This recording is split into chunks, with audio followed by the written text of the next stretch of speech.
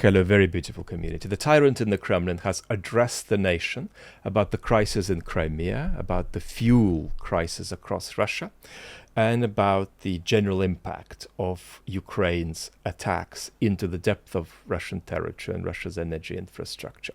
And he tried to do two things. The second of which was to seed the information environment with a ceasefire proposal for Ukraine. But the first thing he tried to do was to normalize the situation for Russians, and he failed miserably and had a really bad teleprompter disaster. So let's look at that first. He's normally interviewed these days by a guy called Pavel Zarubin, and the questions are planted, but Putin's answers are normally either spontaneous or they're based on notes he has. This time he was being asked questions that he was pretending were spontaneous, but he answered them with a teleprompter that was put to the side of the guy interviewing him. So it was clear that A, Putin was looking away from the person he was talking with, and that he was reading.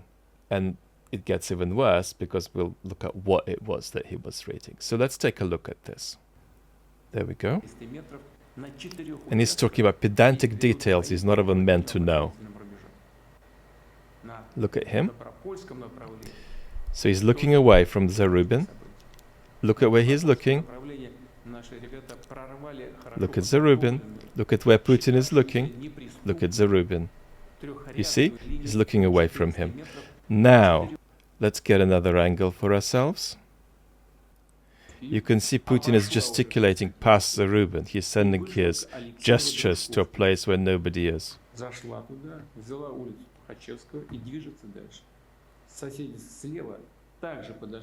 He's talking about a village here that had a population of 7,000 pre-war. He's talking about streets, he's talking about building numbers. And the wonderful Russian commentator Dmitry Kolesev said that how is Putin going to know all of these individual streets and villages and building numbers when he can't even remember the name of the president of Kazakhstan for the last couple of years. Now, Putin did not look persuasive here to Russians because it was clear that he was reading. It was clear that he's not giving a spontaneous answer. Moreover, he looked insecure because this is not his remit. He mentioned that there was some kind of 400-meter advance somewhere. He's not meant to know that. These are details that should be delivered by the military. Putin shouldn't be on top of that because he looks like a neurotic micromanager who's talking about 400 meters this way, 300 meters that way, because he actually doesn't have anything positive or constructive to say bigger picture-wise. So the substance of what he said looked really bad, and he looked like he was reading from a teleprompter instead of speaking, and he was stumbling. He was stumbling on details, and they put it quite far away from him, so he was squinting as well. So that's a pretty big fail. What's the thing that he can sort of tell himself as he goes to bed? Well, it's that most Russians will give him the benefit of the doubt, but it still seeds insecurity and suspicion. They'll give him the benefit of the doubt because even if he appeared naked, a lot of people in Russia would still say, well, we don't know why he did that, but he's the leader. I mean, he must have some information we don't have about why it's so good to appear naked on public television. So a lot of Russians will be able to say that because that's what you think in a radically depoliticized state. But they won't feel good about this, and a significant minority who are not substantively anti-war or anti-Putin will think, well, this looks weird. And what's the demographic that will think that most? It's the demographic that is most directly affected by what's happening. So these are folks in Crimea and folks in regions where stuff is going wrong. There are also folks who are trying to make holiday plans or move about in their car quite a bit during the summer period. So the partakers in the Russian summer holiday season with motor vehicles are going to be unimpressed by this message. And now, beautiful community, we go into the abyss of Putin's speech, and I'm going to do a bit of instant translation. So you have to try to support me as I do that, because my health is not great and I'm probably going to stumble along. But I will give it my best shot. So let's rock and roll. You know, as a whole, strikes on our civilian infrastructure are being delivered not just to cause us some kind of harm, although that is also one of the aims of the enemy, but to feed an informational campaign, and maybe to be more precise, not a campaign, but an informational operation that is part of Ukraine's confrontation with Russia, with the minimal aim of seeding insecurity in our sense of our powers, but even more to bring about a crack in Russian society that forces Russia to stop military activities on the front line, at least for a short period of time, and create conditions for the beginning of a negotiating process on the basis of conditions advantageous to Ukraine. We will not let this happen. All of these terroristic excretions, and this is really important, do not have any impact on what's actually going on the front line. All of these strikes on our civilian infrastructure are absolutely non-impactful on what happens on the line of contact at the front. We all see that talks about Ukraine, talks with Ukraine, are discontinued. But at the Petersburg Forum, you recently let us know that there are contacts along different channels with Ukraine. And if these contacts exist, are there any new requests, ideas, offers? Perhaps there are certain signals. Yes, it's true, there are contacts, and they're arranged across different lines. There's no secret in this. We know about the offer about the meeting of the two heads of state. The request to stop military activities for a short period of time along the line of contact is also there.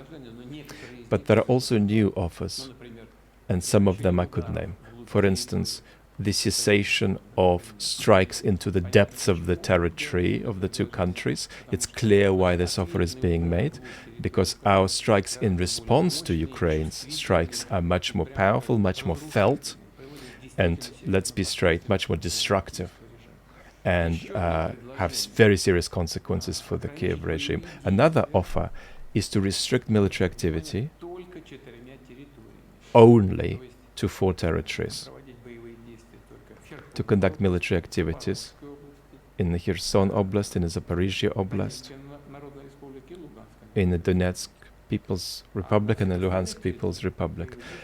On the rest of the territories, to cease military activities. It's clear why that's on offer, because if we go for this, it would give the Ukrainian military forces the opportunity to take their forces away from Nikolaevsk, Dnipropetrovsk, Sumska, and Kharkov Oblast, and move these folks to the 4 above-named regions under conditions of catastrophic lack of personnel. The enemy thinks that it might be a form of rescue for it. But rescuing the Kiev regime is not something that we want to do. So what do we think about all of this? As I said before, he is not going to do anything with that kind of approach at persuading Russians who are concerned and agitated because holiday season has been disrupted, or who are using their car a lot for various purposes and are meeting difficulties. And it's going to look pretty lamentable. It's going to look lamentable that he read from the teleprompter. It's going to look lamentable that he is neurotically obsessed with infinitesimal details but can't say anything interesting big picture-wise. And it's going to be lamentable that he said that these things are not having much of an impact on us. It's not going to impact Russians who are less personally affected than it will Russians who are, because it's such a radically depoliticized society. But nevertheless, the aim was to reassure people who are not feeling very reassured, and at that Putin failed. Now, getting to the second part of what he said, we are, I think, witnessing what the Russian expert Kirill Rogov absolutely rightly described as the idea of inserting into the information environment the claim that Ukraine is offering something, even though there's no evidence for that, that Russia might consider taking. Putin has said that he is not going to consider taking it, but that's irrelevant. He's bringing this idea into the information environment, and the notion is that he is thinking that the balance of advantage and disadvantage when it comes to long-distance strikes on infrastructure are not working out in his favor. I can't give you an analysis, obviously, because that would be unethical. It's outside of my realm of expertise on what the real damaging consequences of these strikes are. I follow that like you follow it, but I can't talk to you about it any more than you can talk to me about it. So there's no point in us having a situation where I lecture you about something I don't understand. But what I do think is absolutely right to bring to the forefront politically is that Putin is not happy about the balance of advantage and disadvantage. He understands that at wintertime, this works in Russia's favor, this business of the energy infrastructure strikes into the depths of the two countries. But he is feeling that right now it's not working out in his favor. And what he would love to see is the option of bringing this to a stop, to a halt now, agreeing to stop this now, but then reneging or changing or violating the agreement when it gets closer to winter. So Putin is not panicking. He is anxious about the fact that there is discontent among his population about the situation. But he himself is not very anxious, because he thinks in the middle and long term, this will in some teleological way work out in his favor, because he just thinks Ukraine has to experience some set of crashes. These crashes are gonna have to come. They're inevitable. It's just a matter of which kind of crashes they're gonna be and how bad the impact of them will be on Ukraine's capacity to prosecute the war.